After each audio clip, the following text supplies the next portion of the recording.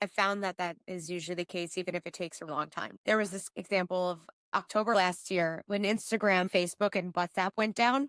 I had to launch the same exact day. But my sales didn't go as well, all that stuff. But luckily, a news outlet had picked up on a video I had made about rolling my eyes at the fact that, of course, the day that I launched something, it doesn't go to plan. So I was supposed to be featured in that article, but instead, a bunch of friends who I'd recommended was in that article. I was bummed because when the article came out, all my friends were in it, but I wasn't. So I was like, that could have been the thing, right? That could have been the thing that set my business off. And I was here, I am throwing a pity party. And then like 2 months later is when my New York Times article got picked up and then everything else snowballed. So it was like the inconvenient thing happened, even though I let other people kind of take the freedom and the stardom in that moment.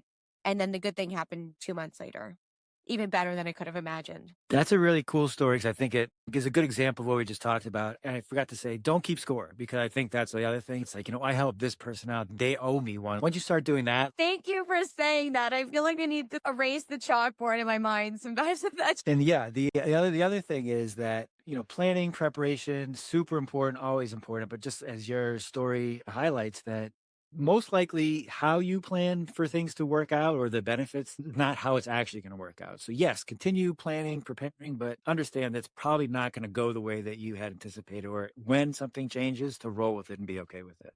yeah, agreed. Never goes to plan, but that's part of the plan. That's right.